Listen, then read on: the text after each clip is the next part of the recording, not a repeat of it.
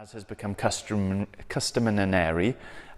let's just think through where it is that we've been so far in our brief history of everything. So we started at the beginning, started in Genesis, yeah, correct, which I think is a word that just means beginnings. I don't know entirely what language that is, but that's what Genesis means. It means beginnings. And we were looking at the story from Adam. God created humanity. Humanity fell. Adam, through his generations, you remember those early chapters in Genesis with like a whole world sort of view? Individuals named, but like it's a zoomed out thing, and the descent of humanity and really all of creation falling apart as a result of Adam and Eve's sin. And then homing in from the whole of humanity into the family or just the marriage really of two people, Abraham and Sarah, and the promise God made that someone was going to come, a son would be born to them, and through their descendants, who would be as numerous as the stars in the sky and the sand on the seashores, that something wonderful was going to happen for all of humanity. All humanity would be blessed. Now, 2,000 years AD, we might say, the promise there is for salvation to come, for a rescuer to come. But even in its earliest form, it's just described as he will come and he will be a blessing. Almost a little bit open-ended. What is that one going to do? And we looked at, in Genesis, I think we spent quite a long time thinking about places and situations, circumstances. So the fact that Adam and Eve were created and placed into a garden, and that if you read other parts, especially Ezekiel has reference to this, that Eden and the Garden of Eden is at the top of a mountain, that mountains and nature, especially trees, seem to feature in all of the stories in Genesis where folks encounter God and where God draws near to them and they make promises with one another. And that ended, if you remember, with Joseph, and Joseph leading his family down to Egypt. So not where people are supposed to be. You remember, driven out of God's presence, east from the garden. There was a lot of movement east in many people's stories, judgment of going far away from God. But the end of the story is Joseph and his family sort of settled down and seeming to find life in Egypt, which is strange because God's promise to Abraham was that the land, Canaan, was going to be the place, the space where they would dwell, that they would occupy, where they would find life following him. So we moved on from Genesis, and that was one book. And then the second session, do you remember what we looked at? Good. And the story of the Exodus. So not just the book of Exodus, because in your Bible, when you're flicking through, you see the next book is called Exodus. But that describes the book, which carries the title. It describes an event being brought out of Egypt, because there was the descent into slavery and death that they found there. But it's a term that we can use to think about the whole story of this now a nation that has been formed. It's not just Joseph and his brothers, but it's all the people who have descended from them. A couple of 100 years later, coming out of Egypt and being led by God back to that place of life, to relationship with him.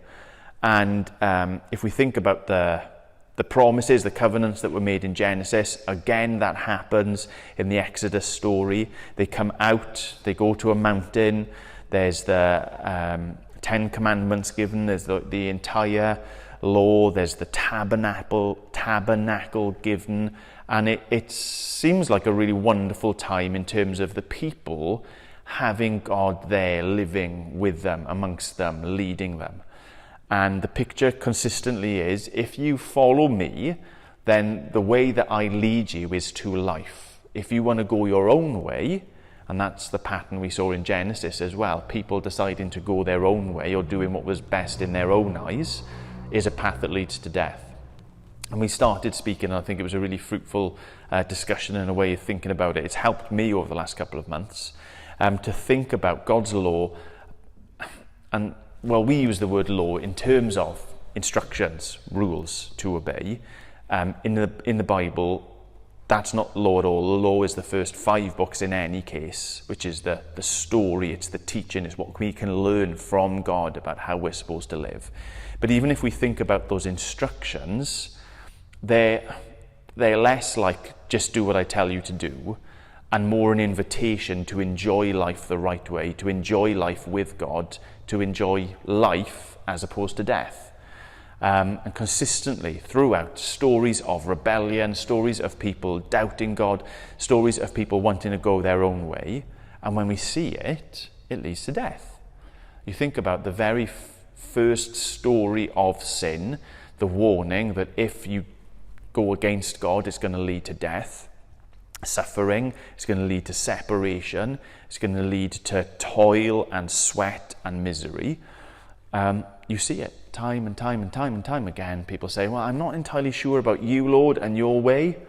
Either people trying to hedge their bets or completely make their own path.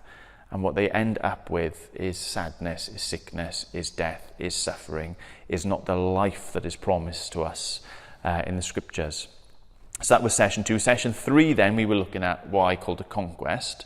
So when we transition from the leadership of Moses to the leadership of Joshua, when the people actually cross over the Jordan into the promised land, and things like the book of Joshua, the book of Judges, the story of Ruth and Boaz, into the historical book of Samuel, 1 and 2 Samuel, and how the people followed God into the land. God gave them the land that he had promised for them, and yet there was this, repeated history, especially in the book of Judges, of rebellion against him, of things, people choosing their own path.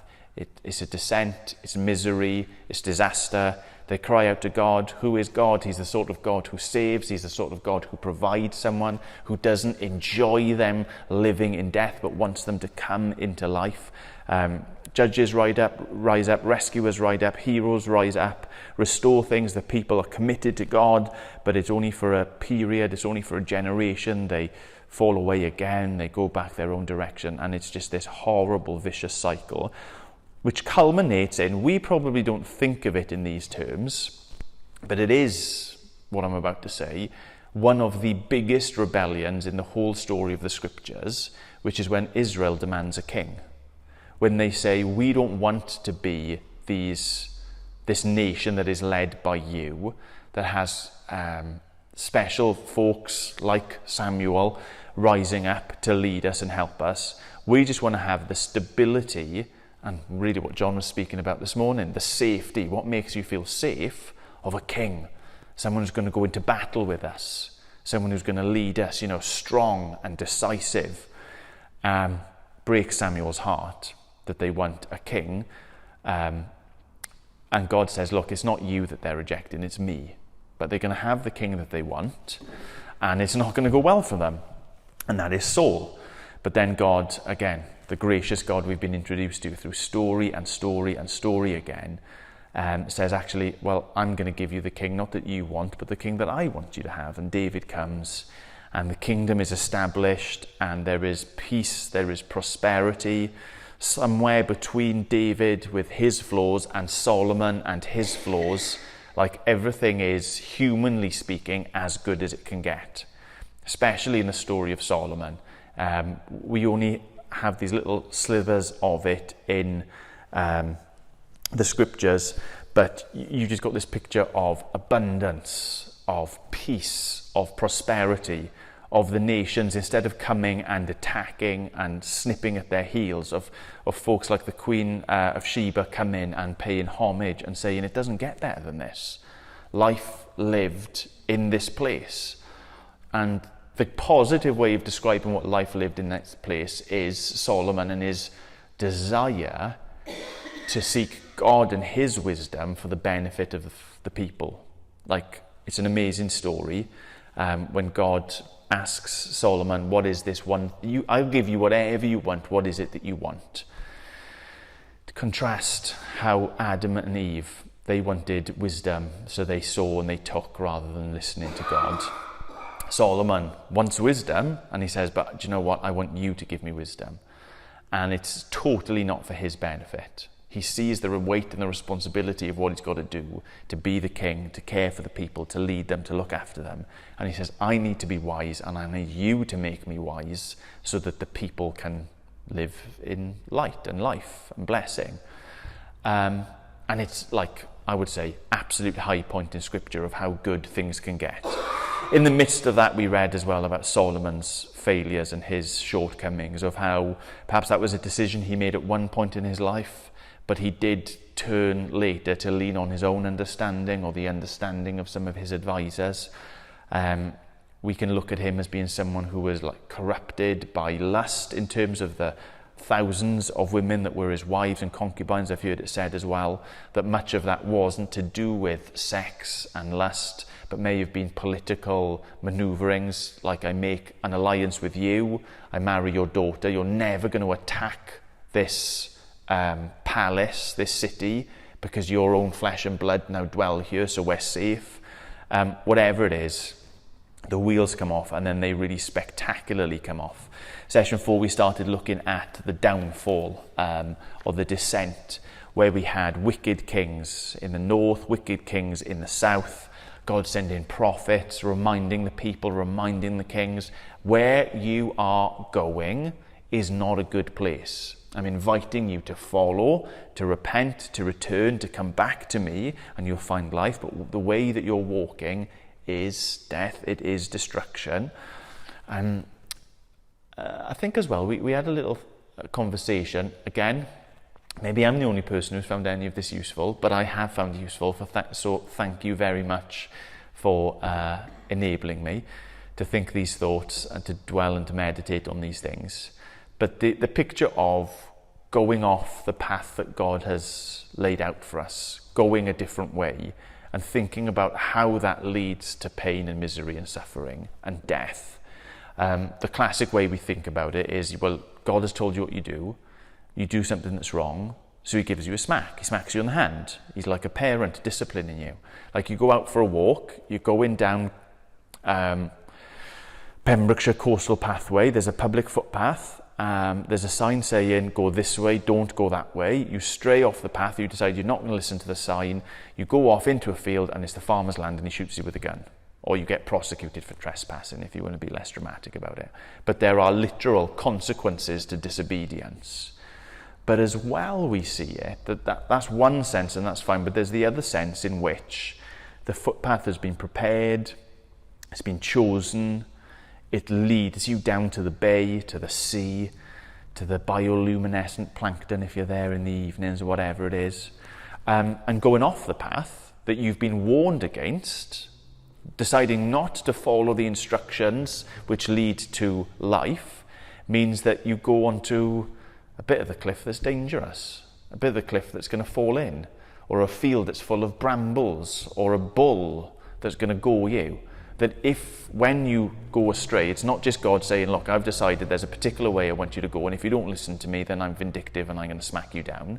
But that actually God's way is the best way. It is the way that leads to life.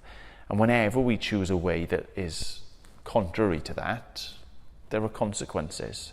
You go off the public footpath, you tear your clothes on the brambles, the cliff is eroded and it starts falling in, or the bull chases you and gores you, and it leads to death rather than to life. So we trace that through session 4, the descent, the prophecies, and then the judgment which finally came to the north first and then to the south, where the people were carried off.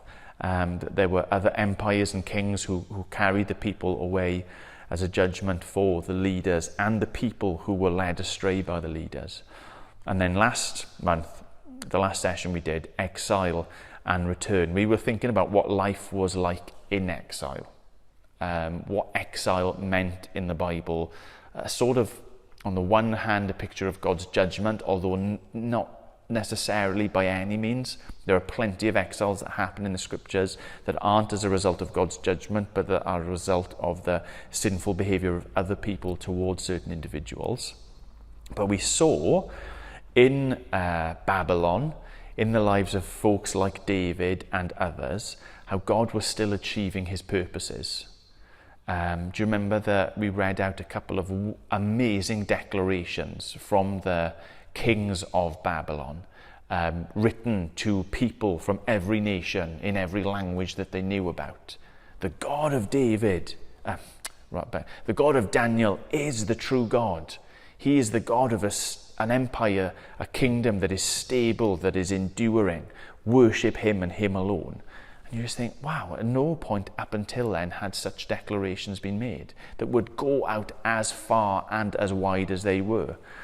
And then eventually, coming home, that certain folks rose to the top and decided it was time, prompted by God, for the people to go home, to rebuild the temple, to rebuild Jerusalem, and to start to rebuild life following God.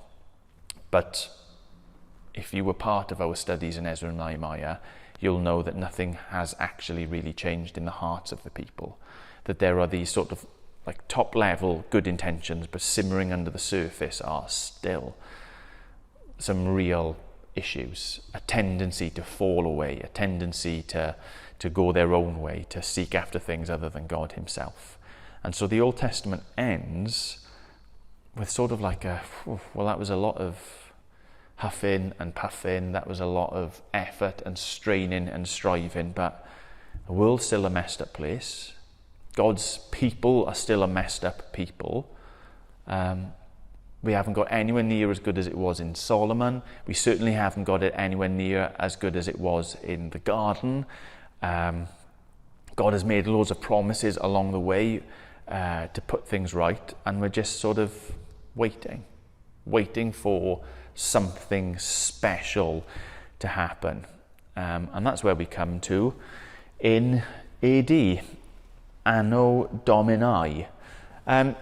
So I've given my sort of review then, kind of looking back over some of the headlines.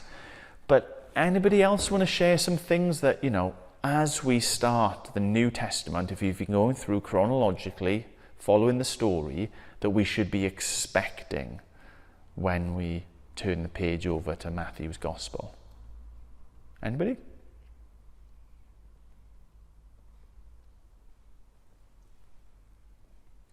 Something that came on flight study in how God provides. All the months. So we're expecting, well, if this is the God who's been providing, and I think it was one of the things we noted from the Genesis session, just story after story, and you think, well, they've gone their own way. Why would God show any kindness here? And he does. So we've definitely encountered this God who is gracious, who is kind, who does like actual things in people's lives and in human history to show that kindness. So we would be expecting God to do something special, as we've got in the habit of experiencing. Anything else?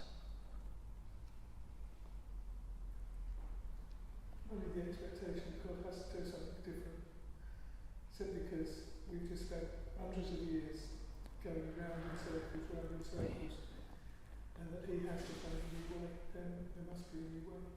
Yeah, okay. Because man isn't going to change on his own, it's all. Yeah, I like that. Thank you, Malcolm. So that God is going to do something different, that it can't just be, with all the best will in the world, who is it? Zerubbabel, Ezra, Nehemiah, they all come back and they're like, yeah, we're going to do it in our own strength, or like a new king, a good king.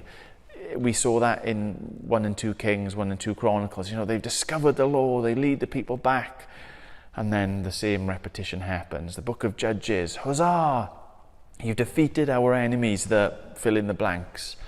But then 60 years later, back to square one.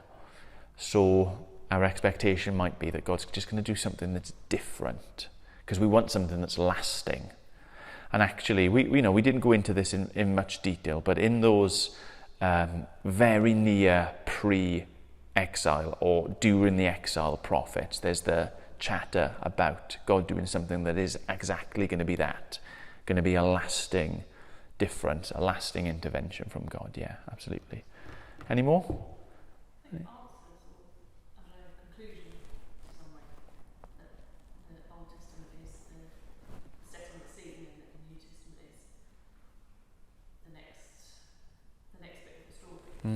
Okay, so some sort of resolution. Yeah.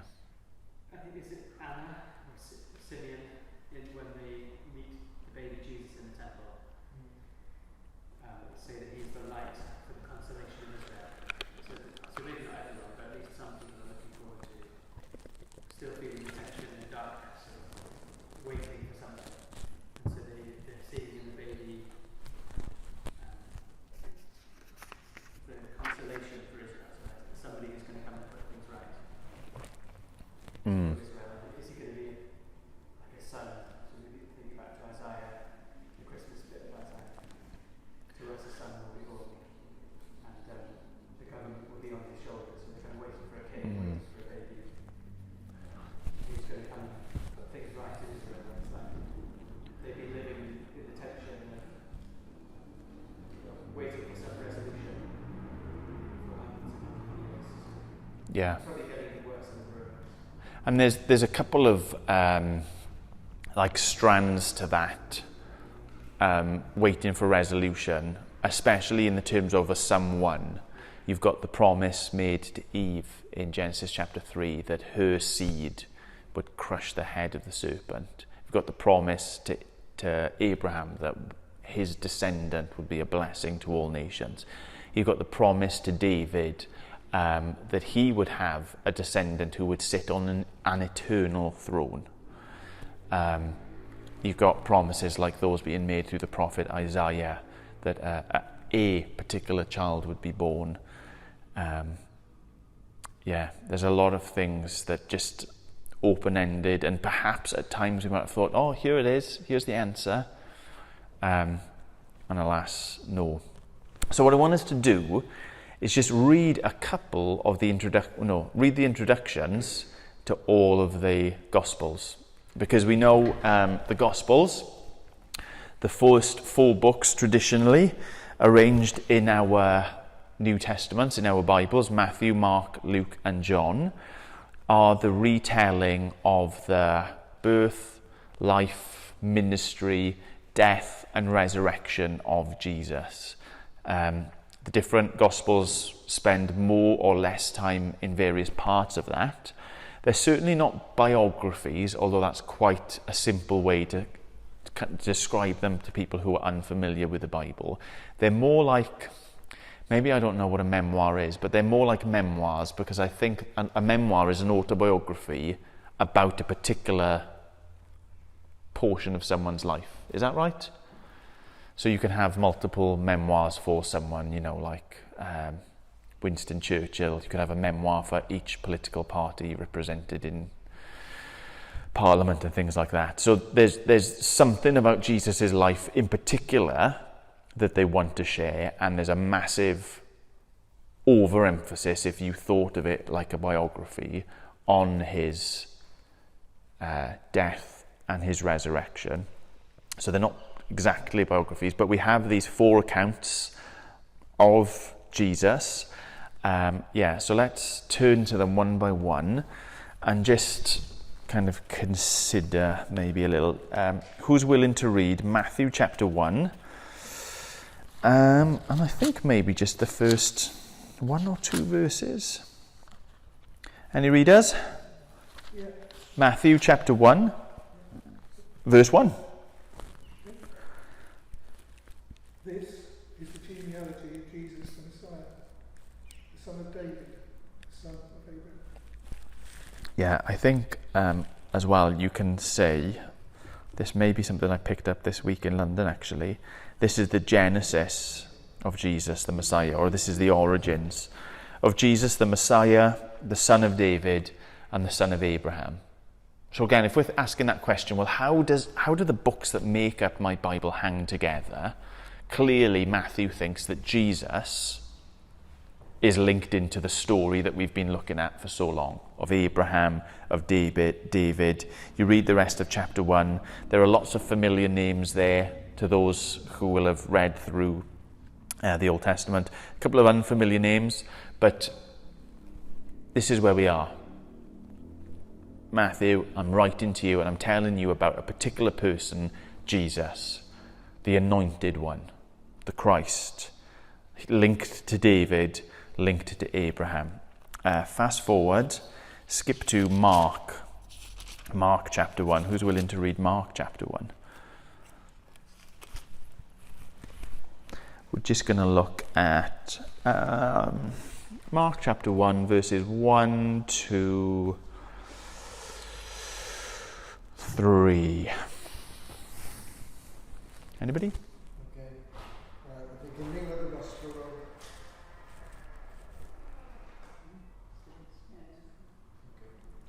It's just the snail trying to come in. The beginning of the Gospel of Jesus Christ, the Son of God. As it's written in Isaiah the prophet, behold, I send a messenger before your face, who will prepare your way. The voice of one crying in the wilderness, prepare the way of the Lord, make his paths straight. So again, just like Matthew, it's been linked to what has come before, isn't it? It's about a specific person. It's about Jesus, the anointed one, the Christ, the Messiah. Shemai? Entrez-vous? But this time now, not being linked as the descendant of David, linking to that story, or the descendant of Abraham, this time being linked in one way straight to God, the Son of God, but then also as it is written in Isaiah the prophet, and then actually goes to quote Isaiah and Malachi, I think it is. Linking back, this story of Jesus has got to do with what's gone before. Does that make sense? Luke. Matthew, Mark, Luke. Another reader, please. You're not going to have to read very much. Chapter 1, verses 1 to 4. Rebecca.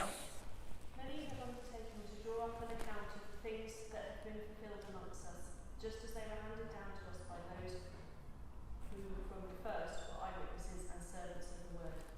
With this in mind, since I myself have carefully investigated everything from the beginning, I too decided to write an orderly account for you, most excellent Theophilus, so that you may know the certainty of the things you have been taught. Okay. Anybody spot it there? I mean, it makes sense to us. It's not that long ago in church that we were looking at the Gospel of Luke. John it was who introduced it to us. Here's Luke setting things out in an orderly fashion. He's been researching.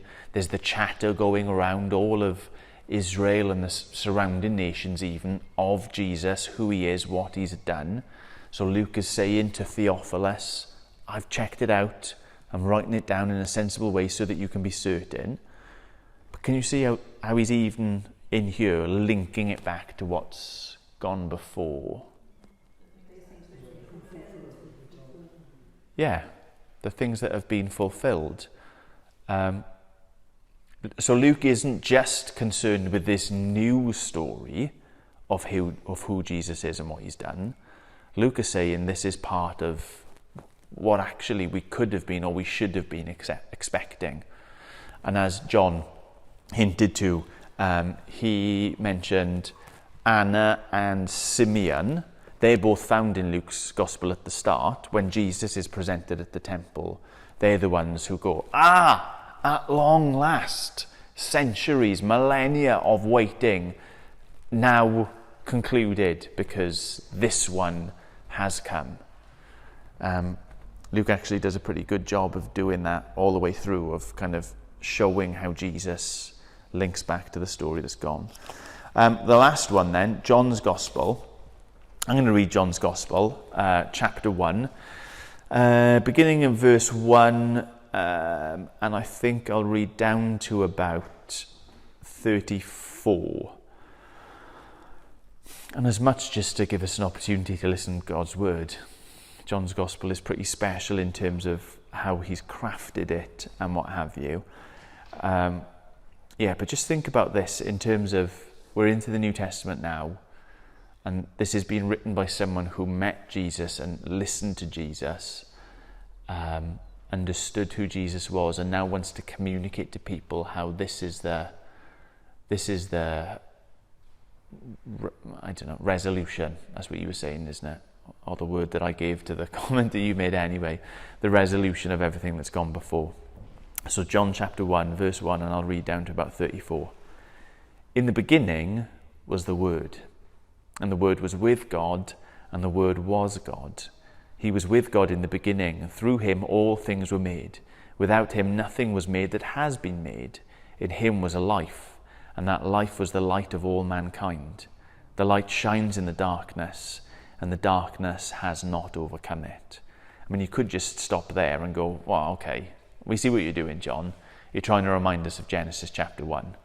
I think I said to you that for my money, John should be the start of the New Testament, because then we start in the beginning in the Old Testament and in the beginning in the New Testament as well.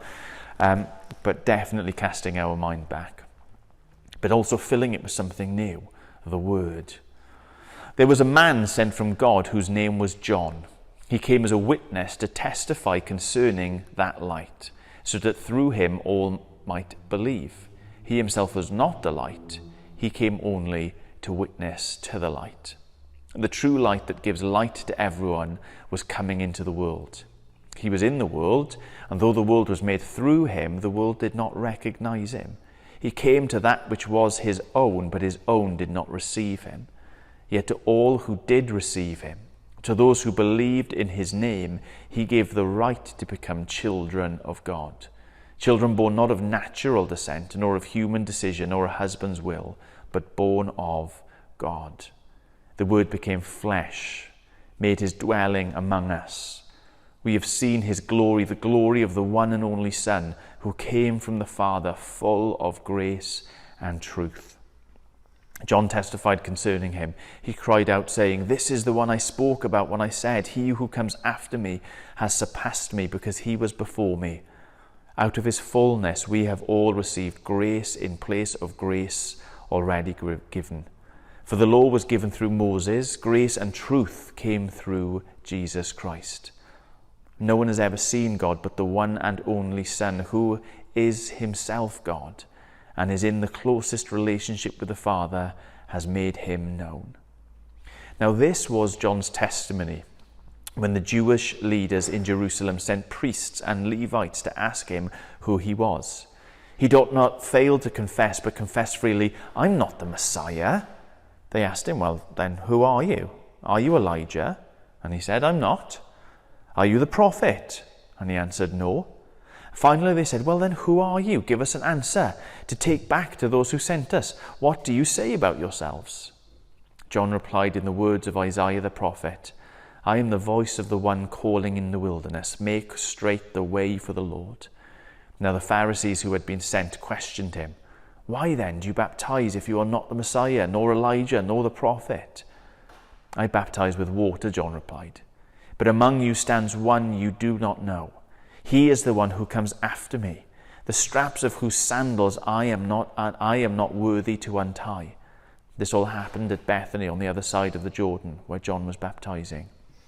Now the next day, John saw Jesus coming towards him, and he said, "Look, the Lamb of God, who takes away the sin of the world. This is the one I meant when I said, 'A man who comes after me has surpassed me, because he was before me.' I myself did not know him, but the reason I came baptizing with water was that he might be revealed to Israel." Then John gave this testimony, "I saw the Spirit come down from heaven as a dove and remain on him, and I myself did not know him. But the one who sent me to baptize with water told me, 'The man on whom you see the Spirit come down and remain is the one who will baptize with the Holy Spirit. I have seen, and I testify that this is God's chosen one.'" I think you can see, can't you? Again, how John sees Jesus. John the author now, this gets complicated, doesn't it?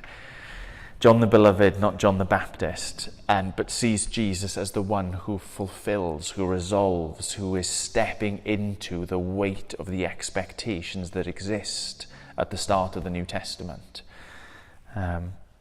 of a God who is going to come and bring light and life, of a Lamb that is going to come to take away the sins of the world, of the Son of God walking amongst us to make all the difference, of one who reveals God to us so that we can know God, to make God known to us, that we can enjoy his presence as it had once been enjoyed. So when we come to the Gospels, Matthew, Mark, Luke and John, there's that immediate connection, if we've got eyes to see it, to what's gone before. That these people, they're about to tell you so much about Jesus, the things he did, the things he taught, his death, his resurrection, but they see him as the one who is fulfilling all those things that have been left hanging from stories that we've gone through, right the way back from Genesis all the way through to Ezra, Nehemiah, and their contemporaries as well. So what do we learn about Jesus then? If we're thinking again about kind of working our way chronologically, they're saying that they're introducing to us this one, and we actually find out a number of details from Jesus' life. You can sort of, as we do historically, we say BC, before Christ, AD, Anno Domini, the year of our Lord. I think people have gone back now and decided that he wasn't born in 0 AD, but he was actually 3 BC or something, but forget that problem for a second. We can trace out a good number of things from Jesus' life, can't we? Hands up, who knows where Jesus was born? Carry on. Go for it.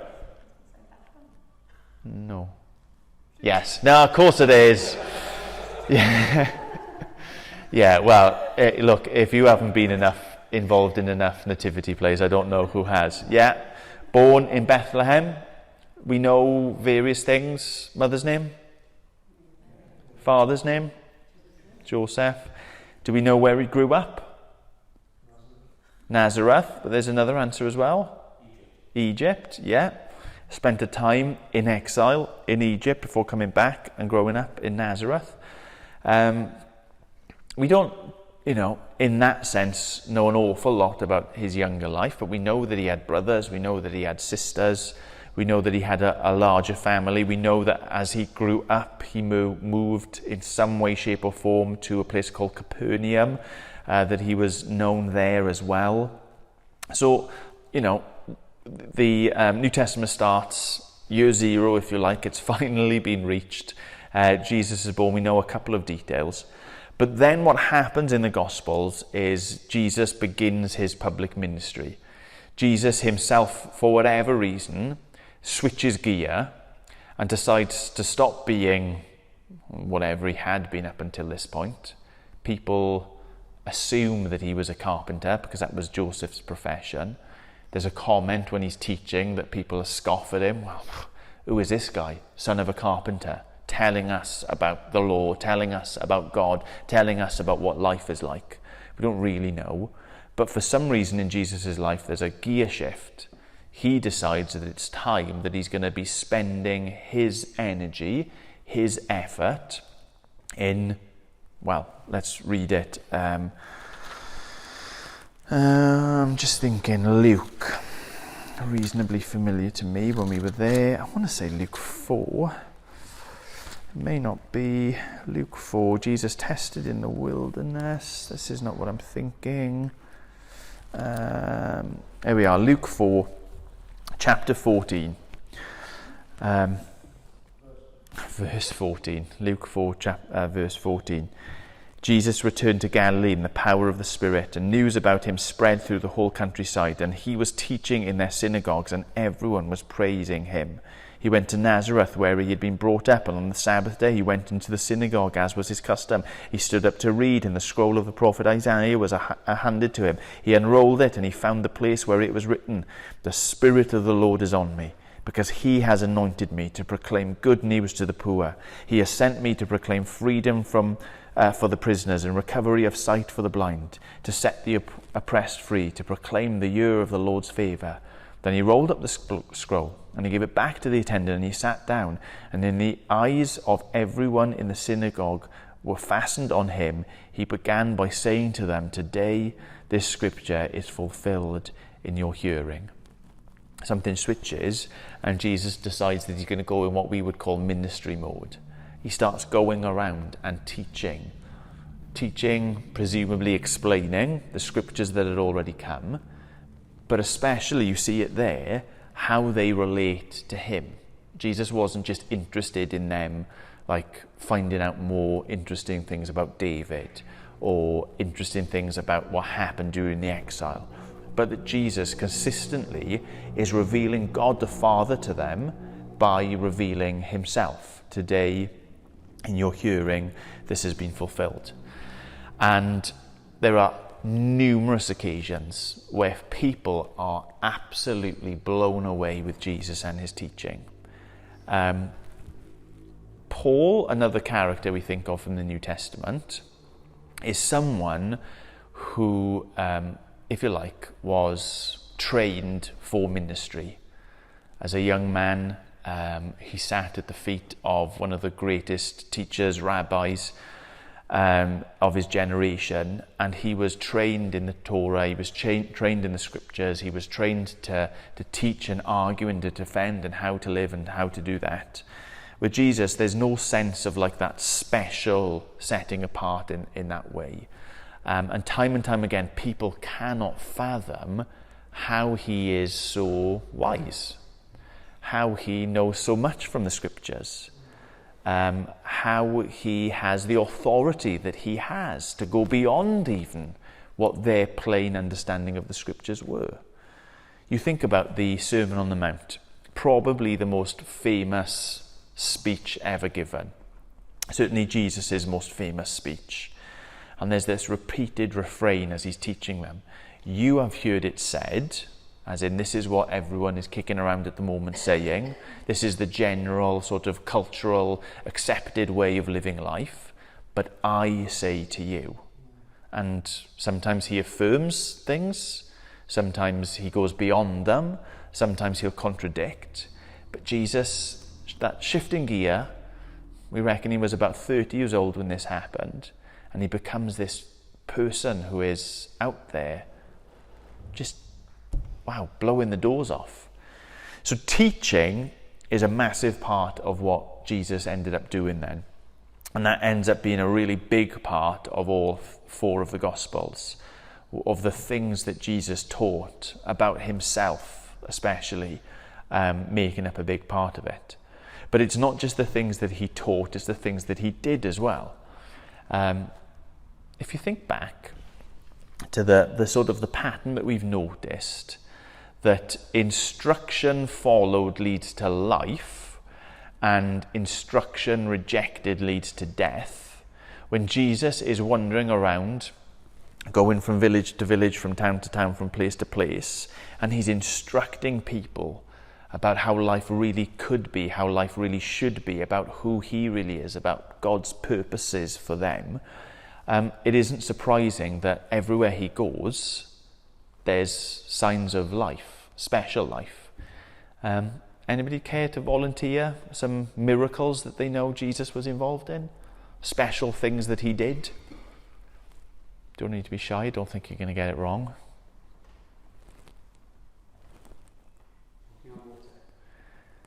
Okay, that's a reasonably random one. Yeah, Jesus walked on water. Yeah. So, but we'll pause there. We'll get to Jairus' daughter. But even the walking on water, there is in Genesis chapter 1 the description of how all things were made, as God creating from out of the torrent waters, that the earth rises up out of the seas. And throughout the Old Testament, the seas, the waves, storms, are, if you like, symbolic and realistic of death, that they're a dangerous place to be. You think of the story of Noah and the flood, the waters, they're the things that come as judgment on humanity and all of created things. So Jesus to come in and to be like, nah, I'm going to tell you how life should be. As John has put it, this word who was there in the beginning, who made all things, to come and to say again, this is what life is like. To walk on water is, well, to us is a miraculous thing, but it's just a thing that makes sense. That here is one who, is above and beyond the chaos, the death, the judgment that's sort of floating around. Yeah, so even walking on water is like this picture to us, this symbol in reality of Jesus being someone who is special and above and coming to do something. You mentioned the raising of Jairus' daughter. Now this is where it gets tricky and embarrassing when I say, I think there's 3 places Jesus raises people from the dead. There could be more. There's raising of Jairus' daughter. There's the raising of the son who's being carried out on a stretcher to be buried, of the widows. There's Lazarus. But even when Jesus encounters death in its most literal form, we have this story that it's not the end. I don't think we can sort of look back at the story of the judges or what have you, or the story of the exile. And although there are examples of people being risen from the dead, generally speaking, we can't even see in those instances when this new hero, this new leader come to rescue the people, comes and reverses death. But with Jesus, literally that does happen in his wake. He moves into environments where death is. There's, that's actually quite interesting. I've never thought about this before. But with Jairus' daughter, she's upstairs, dead on the bed, and the mourners have gathered in the house. They're all weeping and wailing. Jesus goes into that environment and says, no, not death, life. With the widow's son, they're carrying him out to be buried outside of the town, outside of where they live, take the death away. Jesus goes into that environment and says, no, not death, life. And then with Lazarus, he turns up too late, he's already been buried, he says, take me to the tomb, get the stone away from the tomb. By now he stinketh, my favourite translation in the King James Bible of anything. We can't open up the tomb, by now he stinketh. That's how long he's been in there. And Jesus says, no, not death, life. That's amazing, isn't it? Can we think of any other miracles?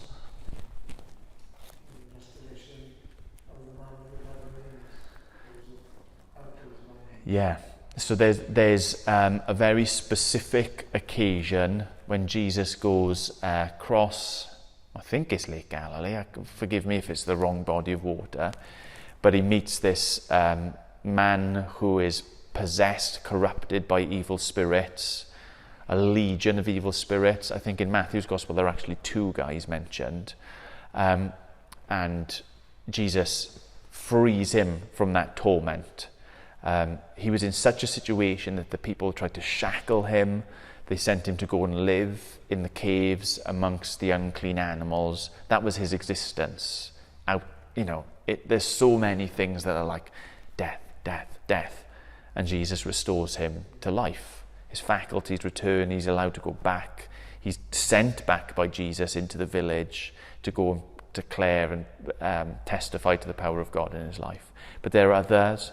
When Jesus is coming down the Mount of Transfiguration, there's the Father pleading with the disciples and then with Jesus to have his son restored. He's got this spirit who tries to throw him into the fire and goodness knows what.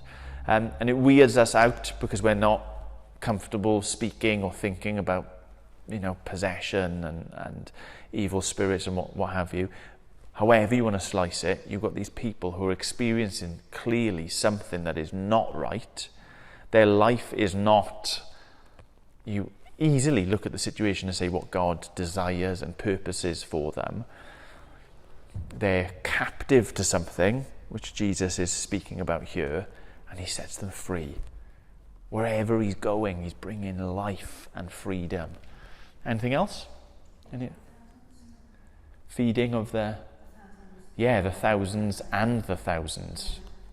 That's like a QI question, isn't that? How many people did Jesus feed when he multiplied the bread? How many people did Jesus feed when he multiplied the bread? Come on, anybody? Oh, John, good. He's a big fan of QI. Do you know QI? When you give the obvious answer and then it flashes up. So the obvious answer is either to say 5,000 or 4,000, but in the text it says 5,000 men and many women and children, I think. So it's more than 5,000. But, goodness, well done. You knew to avoid that obvious answer. So you see, again, Jesus coming, hunger. And not just somebody who is like weak. So we can sometimes speak about Jesus as being the one who satisfies us. Everyone's hungry in life. We're looking for something to fill us up, to make us feel whole, to make us feel complete. And without God, without Jesus, you're always going to be hungry the rest of your life. Absolutely true. Absolutely, without a shadow of a doubt, true.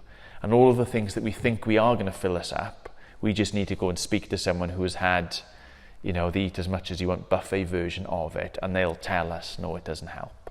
John, again, to keep on referencing him, this morning mentioned, not Warren Buffett, what's his name? Rockefeller. What's his first name?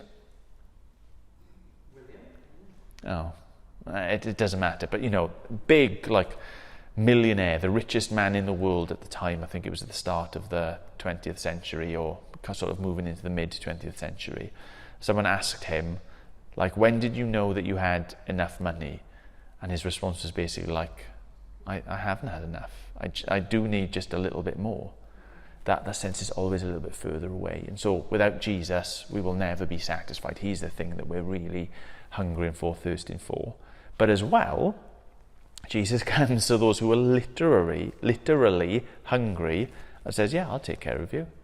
I'll feed you. The disciples say, look, we've got to get rid of these people. If they stay here, they're going to be in a bad way because they've been with us all day. We're miles away from anywhere. They're not going to get fed. They're not going to get watered. We need to stop this sermon that you're doing that's going on and on and on and on, and send them away to buy some food. And Jesus says, no, I'll sort them out.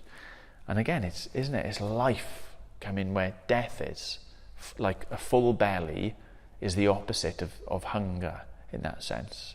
So another miracle, he's doing something which shows something of his power, the anointedness of who he is, anointed by the Spirit, but also sort of representing his larger ministry, his larger fulfillment of what he's come to do, how he's resolving all of these tensions and all of these hopes and all of these desires that are hanging in the air.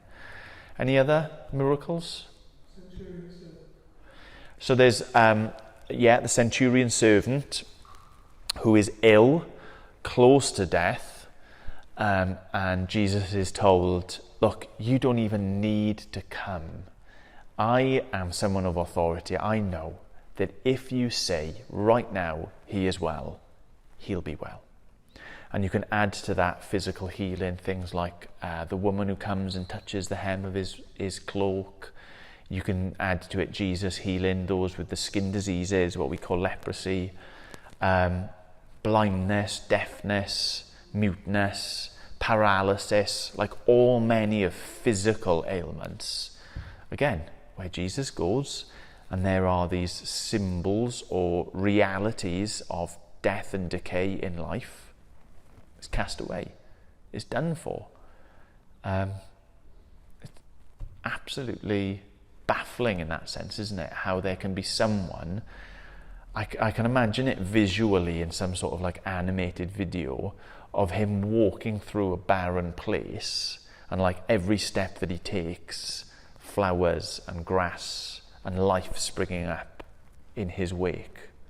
That's the picture you get through these four narratives, for these four memoirs of his ministry, that he's coming and he's sharing the truth, and he's pointing people to the Father, and he's speaking about himself, and he's saying how you think life should go. You shouldn't, here's the instruction, here's the way to know life, and it's through me. He has this dust up with I say Pharisees, it may not be Pharisees, it may be the scribes or the teachers of the law. It's in John 4 maybe. And he says, look, you're searching the scriptures and in them you're looking for life. That's what you want. That's what we all want. That's what we all need. If you get one thing from having read the Old Testament or through having it lived for any period of time in this world, is that we're looking for life. And he says, you search the scriptures believing that in them you find life. These are the very scriptures that testify to me. And you're rejecting me. And you're wanting to go some other way other than me. So you're not going to find life. All you're going to find is death. And, maybe we'd high-five Jesus and say, yeah, you've done him there. It was a good little play on words. But no, it breaks his heart. Because he has come to bring life. We can mention a couple of other things that Jesus does. But it culminates in him going to Jerusalem. To him being rejected, betrayed, being convicted of essentially nothing, of being executed on a Roman cross. He's crucified, isn't he? One of the Gospels that sort of demonstrates how disproportionately important this aspect of Jesus' life is, though, is, I guess this is true for all of them, I haven't checked, but is Mark's Gospel. Mark's Gospel is 16 chapters long, but the last 6 chapters, I think it is, focus in on the last 7 days of Jesus' life. So let's just say Jesus is 33 years old when he dies, which is, like conventional wisdom, because there's about 3 years worth of ministry, and there's various reasons that people suggest he was 30 when he started. Do you see what I mean? It's not a biography. It's people wanting to tell you about a particular person who's done a particular thing. And that particular thing is Jesus coming to die. And time again, he tells his followers, this is exactly what is... Oh, all right, I've just opened up a page and it happens to have found one of them. Mark chapter 8, verse 31, he began to teach them that the Son of Man must suffer many things, be rejected by the elders, the chief priests and the teachers of the law, and that he must be killed and after 3 days rise again. He spoke plainly about it. Peter took him to one side and began to rebuke him. Jesus turned and looked at his disciples and he rebuked Peter, "Get behind me, Satan, you do not have in mind the concerns of God, but merely human concerns." And then he called the crowd and he starts speaking this just utterly different way of understanding the world. "Whoever wants to be my disciple must deny themselves, take up their cross and follow me. Whoever wants to save their life will lose it, but whoever loses their life for me and for the gospel will save it." Jesus understood that he could teach, he could bring life wherever he went, but if you like, the pinnacle of what he was going to do was to enter death as an innocent one, so that through his death life might come for the guilty. And that's sort of the fulfillment. I mentioned this at the start of church this morning. This is sort of the fulfillment, if you like, of what we observe with any story that involves God. That he is able to come into a situation and turn it on its head. So come into death as a means to bringing life. Which is why he goes on to say, well, if you're going to be my follower, here's the paradox. If you want to save your life, you've got to be willing to lay it down. You had a wonderful illustration this week. We speak about life through Jesus, the gospel being absolutely free. We don't have to pay a single thing for it. Totally true, isn't it? And yet we have to give up everything in order to receive it for free. The person sharing in this conference I was at used this illustration of like having something really precious and offering it to someone who was stood a little distance away that had their hands full of stuff. And he said, you could have this for free. Chucks it at him. In order to catch that really precious thing, has to let go of everything. It's a free gift, but everything has to be given up. And that's just the God that we've encountered time and time again in terms of the kindness that he's shown. Like not the way that we would expect. And we shouldn't expect the way that we expect to be the right way, because as we've already observed, when we choose or we follow life through our own wisdom, it leads to death. God is bringing life, and so it's going to be at a way that cuts against us. Jesus says, I've come to give life by dying and rising to life again. And so what you have then at the end of the Gospels is the accounts of Jesus with his followers coming into Jerusalem, again confronting the religious authorities, the people now who are really frustrated. They want to live life as they see fit, even when that seeing fit is in keeping, they think, with how God has told them to live their lives. They conspire. One of Jesus' closest friends, one of the 12 disciples, Judas, betrays him, because it's berserk, it's bonkers. I think it's in Matthew. The tipping point for Judas is when someone comes and anoints Jesus with expensive oil, and he just can't take it.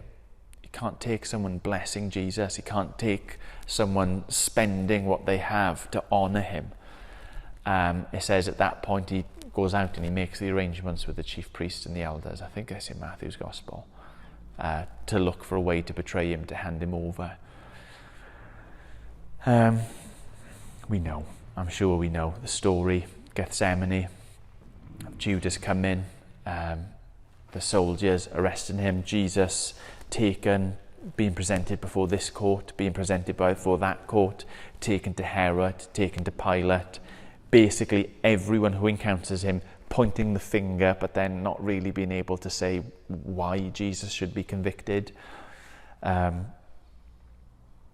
says, look, again, this guy is innocent, but you seem to want him to be killed, so I'm going to hand him over to you, and you can have him killed for saying that he's the king of the Jews. And it's done in a sort of a taunting way or an ironic way, but it's true, isn't it? He's being killed, the king for his people. Do you remember Solomon? What do you want? I want wisdom so that I can care for everyone who you've put under my care. Jesus, what do you want? It's not to live himself, but it's to spend himself completely for the benefit of those who trust themselves to him.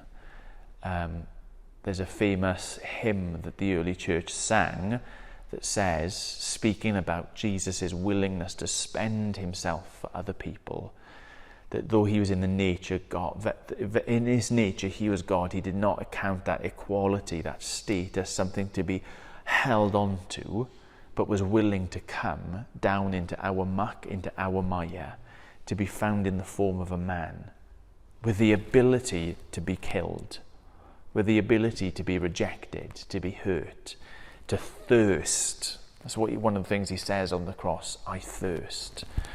To lay everything that he had aside so that he would humble himself even to the point of death, even death on a cross. But that's not the end of the story, that he would rise to life again.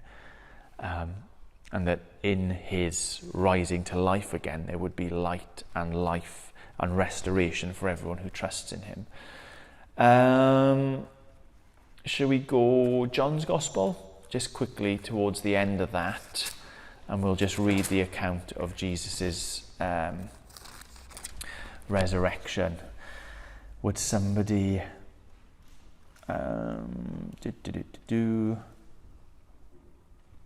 somebody read chapter 20, verse 1 down to 18. It's a bit of a longer chunk, but somebody else's voice rather than mine. John chapter 20, verse 1 down to 18. Malcolm, look keen? Let's go for it. The empty tomb. Early on the first day of the week, whilst it was still dark, Mary Magdalene went to the tomb and saw that the stone had been removed from the entrance. So she came running to Simon Peter and the other disciple, the one Jesus loved, and said, "They've taken the Lord out of the tomb and we don't know where they put him." So Peter and the other disciple started for the tomb. Both were running, but the other disciple outran Peter and reached the tomb first. He bent over and looked in at the strips of linen lying there, but did not go in. Then Simon Peter came along behind him and went straight into the tomb. He saw the strips of linen lying there, as well as the cloth that had been wrapped around Jesus' head. The cloth was still lying in its place, separate from the linen. Finally, the other disciple who had reached the tomb first also went inside. He saw and believed. They still did not understand from Scripture that Jesus had risen from the dead. Then the disciples went back to where they were staying. Now Mary stood outside the tomb crying. As she wept, she bent over to look into the tomb and saw two angels in white seated where Jesus' body had been, one at the head and one at the other at the foot. He asked her, "Woman, why are you crying?" "They've taken my Lord away," she said, "and I don't know where they put him." At this, she turned around and saw Jesus standing there, but she did not realise that it was Jesus. He asked her, "Woman, why are you crying? Who is it you're looking for?" Thinking he was the gardener, she said, "Sir, if you've carried him away, tell me where you put him, and I'll get him." Jesus said to her, "Mary." She turned towards him and cried out in Aramaic, "Rabboni," which means teacher. Jesus said, "Do not hold on to me, for I have not yet ascended to the Father. Go instead to my brothers and tell them, I am ascending to my Father and your Father, to my God and your God." Mary Magdalene went to the disciples with the news, "I've seen the Lord." And she told them that he had said these things to her. Thank you, Malcolm. I mean, there's so much in there. Just want to preach on everything. But yeah, that is the record. That Jesus, who had come as the fulfillment of all these promises, as the resolution to all of these tensions, as the hope for all of these problems, had entered into death, but rose to life again, defeated death, conquered death, and then rose and instructed his followers that the news about him defeating death needed to be spread far and wide. The Great Commission, Jesus says, go into all nations, teach people, share with people, be my witnesses in all places to all people. Fill them in on what it means to follow me, to live life in light of me, to walk the path that I have set out that leads to the Father, that leads to glory, that leads back to the garden. So we have been now an hour and a quarter, so we didn't really need to fast forward through the other books of the New Testament. So we've got the Gospels sharing with us Jesus, and especially his ministry, his life, his death, his resurrection, his telling people that what I have done isn't just good news and an out there thing, it's good news for every person. You might have noticed that description in the start. I think it's Mark says, this is the beginning of the good news. He knows that this is something that is profitable, it's helpful, it's life-giving for people to find out about Jesus. The next book in terms of how we think of like history unfolding is the book of Acts. Again, we've been going through that. in church for the last goodness knows how many months, how many terms. But you could sort of categorize that as not now telling the story of the life of Jesus, but it's of the birth of and the growth of the early church. So how this news about Jesus explodes, starts going to the ends of the earth, and not just be in that picture of where Jesus walks, life springing up after him, but wherever the followers of Jesus go, life following in their wake. So in exactly the same way as Jesus, we see like literal signs of that. Dead people raised to life, sick people healed, demon-possessed people set free. So we see those same literal sort of things, but also in that sort of grander theological sense, that they go, they testify about Jesus, they share the things that they've witnessed themselves or they've heard about, the things that we know about through the Gospels, and folks come to put their faith in Jesus. They see that life lived with him and after him and for him is the only way that truly leads to life rather than death. That's how they're going to find forgiveness for having lived in a different way.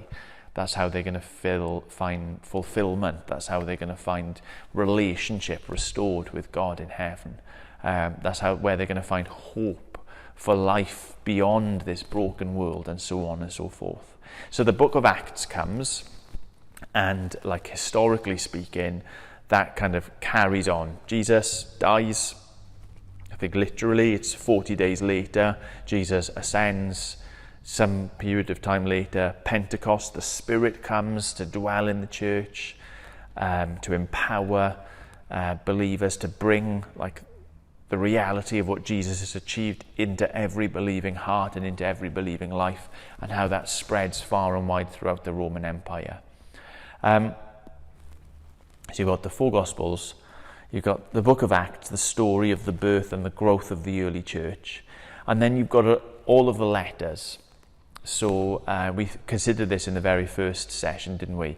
Of our letters in the New Testament are not arranged in chronological order, because we don't know the chronological order of the letters. They don't have, like we're taught when we're growing up in school to put the date on the top of a letter. You receive a fine from the City of London for having driven down a road you shouldn't have on Thursday morning, and it'll give you the time and the date, not of when the offence occurred, although it's done that for John, but also of when they were issuing this notice. It says, you don't have that with the New Testament letters. But we can piece together certain things. We know from the life of Paul and others where they were, when certain churches came into existence. So there's a sense in which we can arrange in some small part how these letters go. But in our Bibles, they're arranged like this. Paul's letters from longest to shortest, and then the letters of other people from longest to shortest. So Romans is the first letter that we read, because it's Paul's longest letter. Then 1st and 2nd Corinthians, because they're the next longest, and so on. We're reasonably certain that 1st and 2nd Corinthians are in the correct chronological order. 1 and 2 Timothy, 1st and 2nd Thessalonians, that they're in chronological order, but the whole sweep of it, we're not particularly positive on. Then you get to the other letters written by other folks. Hebrews, whose author is unknown. The letters that John, the gospel writer, wrote, they're in there. Some of Peter's letters, they're in there. James, what he wrote. Jude, another brother of Jesus. And how would we understand what these are? How are they contributing to the story? Why are they bundled together in all of the Old Testament that we've been looking at, and now these stories about Jesus as like the fulfillment and the resolution? Well, I describe it like this. They are in that early church that has been birthed, that has grown. They are folks' attempts at trying to help care for and grow believers. That's what we should be expecting in them. So we'll use them in all manner of ways. You know, we can sit down and we can do a Bible study, and it can be with someone who's never encountered Jesus before. And my purpose, my aim in using it might be to instruct them and teach them and lead them to have faith in Jesus. But what they actually are is written from believers to other groups of believers to help them to see the full extent of what Jesus has done for them, and to figure out like the full extent to how that makes a difference in their lives. Does that make sense? So you can pick out any random letter you want from the New Testament, and in some way, shape or form, that is what it's going to be aiming to do. Helping people who have already decided to follow Jesus, helping him to follow them in the fullest way. Helping them to walk after him, to trust in him, to depend on him in any manner of circumstances. It could be answering questions that they've got, doubts that they've got, anxieties that they're facing because of the circumstances they find themselves in. We've been in Hebrews in our home groups for the last couple of weeks now, and you know, there's a real sense that it's written to people whose lives in some senses are so much harder, and their lives are so much more at risk because they've put their faith and their trust in Jesus, and they're tempted to go, do you know what, when I used to make my way down to temple once a week, synagogue once a week, when we used to go up to Jerusalem to offer our sacrifices, life wasn't dangerous. I could carry on however I wanted. Life was sweet. Maybe following Jesus isn't all it's cracked up to be. Maybe I can have all that same hope, all that same comfort just by reverting to my old Judaism. And the author's saying no. Even in the face of persecution, even in the face of prison, even in the face of loss, what you have in Jesus is so much better, so keep on following him. So the New Testament letters then are various people's attempts to help care for and grow those believers, to understand more and more who Jesus is, what he's accomplished, and how that should look in their day-to-day lives. And then it's probably fair to say the one thing that stands out that I haven't mentioned and should mention is the book of Revelation, which we normally put at the end. And it feels like that's the right place to put it, because in the book of Revelation it's speaking about the end times. Surely this would be the last thing to be written. There's no good reason, well, let me put it like this, there's no particularly good reason to think that Revelation was written after John's Gospel. In fact, I'd be willing to put my neck on the line to say that I think Revelation was written before John's Gospel. And that is because of, when you study John's Gospel, the intricacy, the detail, how long clearly John has spent crafting and shaping it. It's like the most, you look at this building and you can say, oh, well, they've done some nice things, haven't they? They've put some nice bits on those arches by there, and the wood panelling's nice by there. But then you go down to, I don't know, York Cathedral, and you literally can't look at any single object that hasn't been crafted and shaped for a purpose and to have intention put into it. That's John's Gospel. So I actually think that's more likely to be the last thing that John wrote. So Revelation comes at the end because, well, some people think it's the last thing that was written, so chronologically that would make sense. There's no particularly good reason to think that. Like one of the big arguments that people arranging the New Testament uses, if it had been before or after the destruction of the temple, then people definitely would or wouldn't have written about the destruction of the temple. I don't like that as an argument, because who's to tell the New Testament authors what they had to or not to include? And also, we know that the Spirit teaches people things throughout the scriptures that haven't yet occurred, so it doesn't matter for something to be mentioned and for it to be before that event happening. It's a bit of a ramble, but in any case, but you can still understand it, ultimately, the book of Revelation, as being that third section there of wanting to care for and grow believers. So you start the book of Revelation, there are literally multiple letters in the book of Revelation written to specific churches in exactly the same way as Paul and others wrote letters to them, saying, this is your problem, this is what you need to know about Jesus, this is how you need to move forward. And actually, the most convincing, again, for me, way of understanding the remainder of Revelation, with all of its weird imagery, beasts with various numbers of eyes and parts to their bodies and places that have majestic titles and what have you, is that it's written to help, like, believers there and then to know how to carry on, how to keep on living, trusting Jesus when the world around them feels like it's falling apart. So it's written to people who are literally being persecuted for their faith, to help them to see what Jesus has done, because some of Revelation is like, even to them, past tense, the ascended Jesus entering the throne room of God. What Jesus is like currently doing, what is going on in like those spiritual realms that is behind the physical things that they're experiencing, and what will happen, like a reminder of the hope that lays ahead of them. If I hadn't prattled on so long, we might go and spend a bit of time looking at it. But the final scenes in Revelation of the garden city descending, of all things being made new again, of God dwelling amongst his people, of the lion of the lamb being there, of there always being light and no darkness, of the sea being turned to crystal, of there being no scorching heat or tears or thirst or hunger or sickness, or it's just really all of the things that we've been waiting for, Becky, like tied up in a neat little bow. That's the end of it. And there's a sense in which Revelation is written to show people that there's a sense in which that's already the reality. Because of what Christ has done and what Christ is doing, that is already the reality.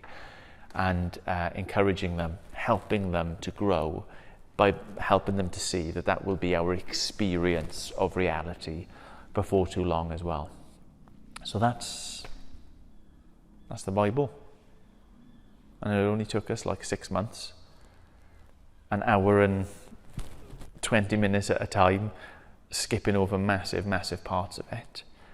But hopefully that helps you to see how various things come together and why we call, even though it is many books, that one thing, one book, our Bible. The story of God dealing with us.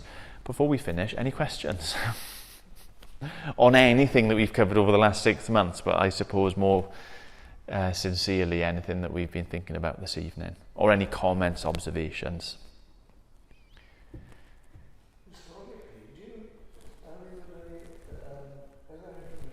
When they introduced chapters and verses, was that something that the Jews or Muslims have done? I don't know solid things about that. I think our chapters and verses were introduced by a Frenchman. I don't know why I think that. I can't remember what century. Does anybody else know? I mean, it's a quick Google search, isn't it? Well, the Hebrews, did they put on the book? The Hebrews, just. I think it was a Christian innovation. I think it was a French guy. I don't think that the Jewish Bible has the same chapters and verses as we do. And if they do now, it will have been a much more. I'm speculating. John, I hope, is Googling it. I mean, the cricket's over, so he's not looking at the scores. Marion's on board. He's going to find out why and when. Pet hate of mine, by the way, and maybe you've fallen foul of this, so this is my subtle way of telling you don't do it again, is when folks read out like the headings in the Bible or the chapter titles and things like that. Like, state where it is. Chapters and verses aren't inspired, they're just useful things for us to find our way. So you can just say, John's Gospel, chapter 10, crack on. You don't need to say. There was literally a boy in university, I remember, whenever we asked him to read in CU, he would say 1, then he'd read a bit, then he'd say 2, then he'd read a bit, and he'd be literally reading out the verses and what have you.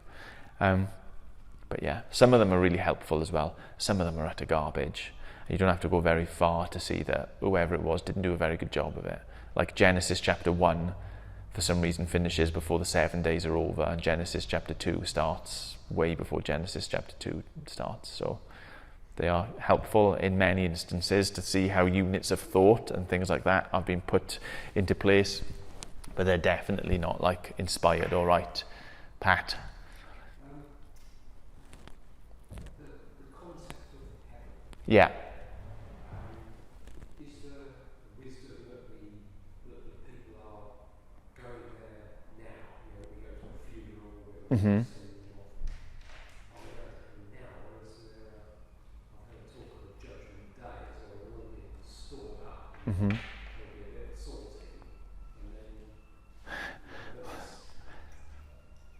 there's garden or the renewal or the walk will happen. Yeah, happen in the end.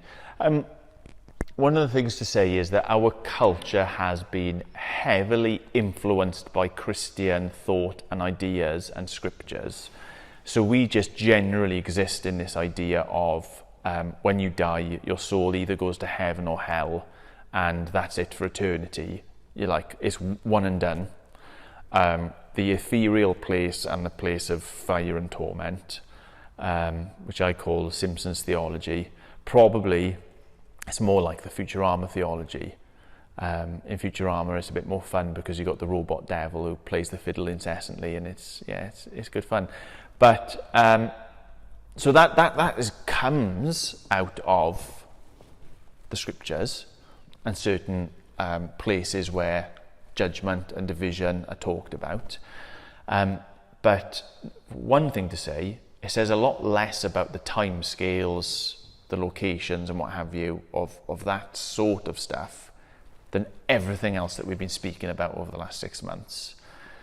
The second thing to say is that it uses a variety of language to describe various places. Heaven, why's my brain gone blank? Paradise. To be present with the Lord is what Paul describes it in Philippians. He said, well, what if I live or die? If I die, then, I'm with Jesus. But if I carry on living, then I'm useful for Jesus. That make us think that for a believer to die means that we are like instantaneously in God's presence. Whether that links up with the cultural idea we've got of heaven and a hell separated, this is, lots of people milling around and that's to be discussed and debated. But then, the picture is that there is this day of judgment where everything is laid bare. So in a sense, to your question, it would be more along the lines of that judgment has already been made when we die.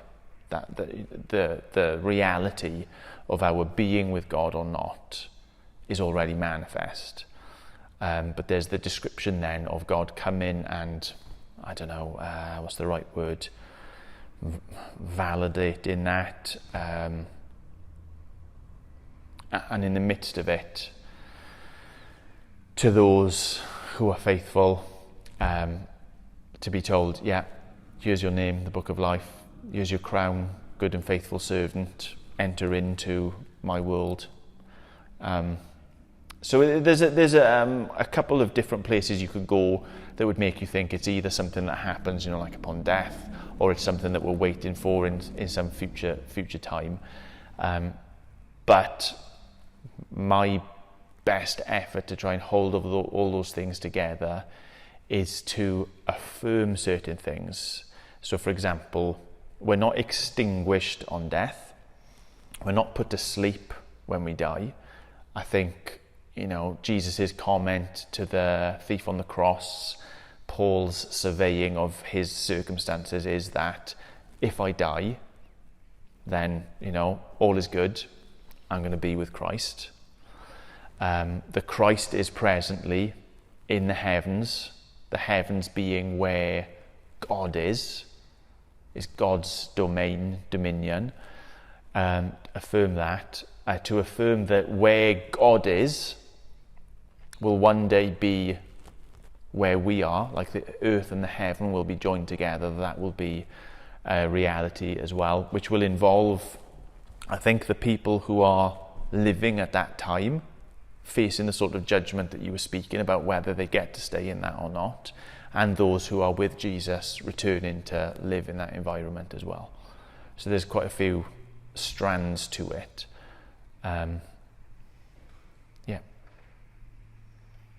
As off the cuff as I could be. Anybody else? Okay, well, I'm just going to pray and say thank you. And then we can go away and hopefully be more confident in using this to bring us to God, bring God to us, to bring hope into our lives and joy into our lives and peace into our lives and wisdom into our lives. Dear God, we thank you for your word.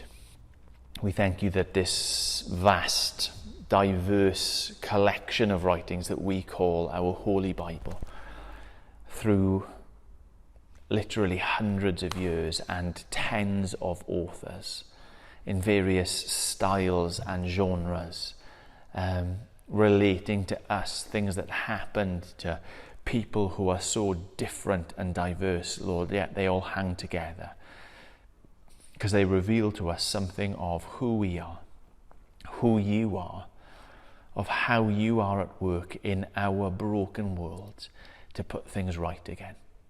I thank you so much for what we've been able to look at this evening, of the tensions resolved, of the hopes at last fulfilled in the coming of Jesus, the eternal Son walking, breathing, suffering, even dying in our world, because we know that through his death life can be found. Lord, help us to be the sort of people who do not repeat the mistakes of the past, who decide to go off our own way, who in our pride and in our folly think that life exists somewhere other than following you and your instruction and your Son. Help us to be a people who are confident to come to you, to bow our knee to Jesus, to confess him as Lord, to trust in you and your ways as not just the best way, but the only way to find life. Lord, help us not to be scared of such a big book, a diverse collection of writings that includes confusing things like the reality of being present with you when we die and awaiting judgment and separation and condemnation for some and acceptance for others and the renewal and the joining together of heaven and earth. Lord, help us not to be put off and afraid of coming to explore. But as well, Lord God, give us eyes to see and ears to hear what it is that you've got to tell us about our lives and about yourself. Help us to come, if you like, even with the right questions for the situations that we find ourselves in today and tomorrow and the next day. Help us to have confidence in you, we ask. In Jesus' name. Amen. Amen. Just a thought I had there when I was praying as well is that last picture of heavens descending, of heaven and earth being joined together, the new heavens, the new earth, the new Jerusalem, is like the fulfillment of the picture at the beginning of God in our world, walking and existing with his people. And if you sort of think of it in those terms as well, you've got, that's what's gone wrong at the beginning. They're shut out from God's presence. Where God is and where we are, in a sense, become two separate places. And it's only through God's kindness throughout the story of the Bible that they can ever get close to being the same place. You've got God giving the tabernacle and the temple, and then Jesus coming and walking amongst people, and that's described as, like God's presence. He called himself the temple, the physical place in space and time where God is and where life is. The church It's described as the new temple of God as well, where God by his Spirit dwells in us and amongst us. But our hope then is for, if you like, the complete restoring of what was at the beginning, where our space and God's space are one and the same space. And that's the big hope of it, I think. There we go.